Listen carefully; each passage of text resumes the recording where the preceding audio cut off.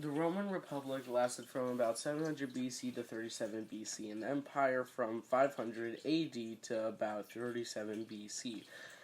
In the Roman Republic, religion, government were mixed a little, but not too much. For one thing, the Roman religion was influenced by the Greek religion.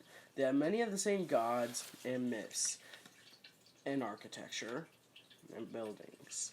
The Romans had their own names for most of the gods, but they believed that they were basically the same as the Greek gods, with religion and ideas that eventually formed into democracy. Some of the elected officials in the Roman Republic had religious duties. For example, the Aediles were in charge of temples and festives. They helped make religion support the military and government. For example, when the army went to fight against enemies, the priests came out from the temple to curse the enemies of Rome. Still, overall, the chief priest of the Roman religion, known as Pontifex Maximus, mostly stayed out of politics in the Roman Republic.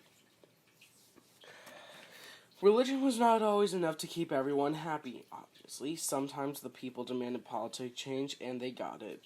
In the beginning, Roman democracy was the only for the rich founding families of Rome, known as the patricians. Only they could serve in the Senate and hold high elected officials in the consuls. Farmers, shopkeepers, and other ordinary people were known as plebeians, and at first they did not have much say in how Rome was run. They rebelled many times for more rights, and they seceded eventually. First, in 451 BC, the laws were written down on a bronze tablet so everyone could see them and the known rules. These were known as the 12 Tables. Later, the plebeians revolted again and got their own assembly, known as the Collegium Plebeius. By 200 BC, it had real power, including the power to make laws. By this time, Roman Republic had a real legislative branch, like the United States, although it wasn't actually real. The branch is a lie. They both had a senate, which included only patricians, and colosseums.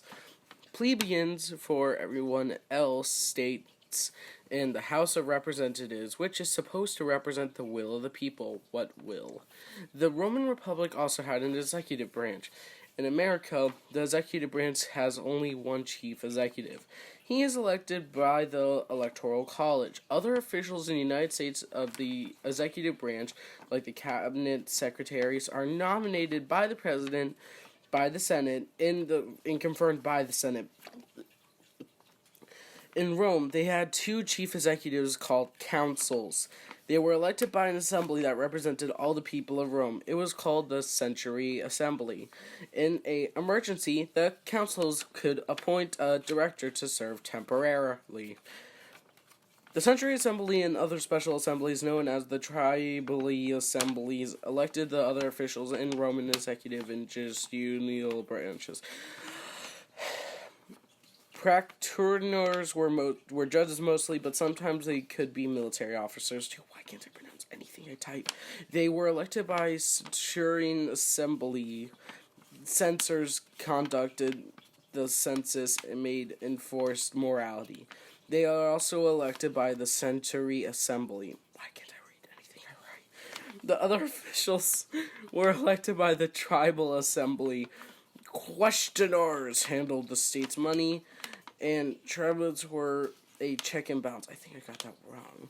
To make sure all of the state's officials followed the rules and did not make too much power for themselves. I am trying very hard not to struggle to breathe. Just when this all started to look pretty good, it fell apart. Things got chaotic. Powerful generals like Julius Caesar came back from the war and tried to take advantage of the chaos to take over themselves. Julius Caesar was assassinated after a civil war, but his nephew became emperor in 37 BC. This happened, everything changed. In Roman Empire, religion, government, became completely mixed. The emperor was also head of Roman religion in the late Roman Republic, and the politics started to mix. The Proximus Maximus, I'm going to say it in that tone from now on, started to have political duties. Caesar Augustus, the first emperor, eventually made himself Proximus Maximus, and from then on, religion and politics were completely mixed. 90% anyways. Democracy went away too. Only the Senate survived, but it mostly just did what the emperor wanted. They ate cucumbers on every other Sunday. The government and religion of the Roman Empire became pretty easy to describe. The emperor was boss of both. Democracy was mostly just a memory of better times. Eventually, an emperor decided to change the official religion of Rome to Christianity, and just like that, it happened. Fun fact, the capital was moved to Constantinople. That's when Rome declined, and after a while, it was conquered.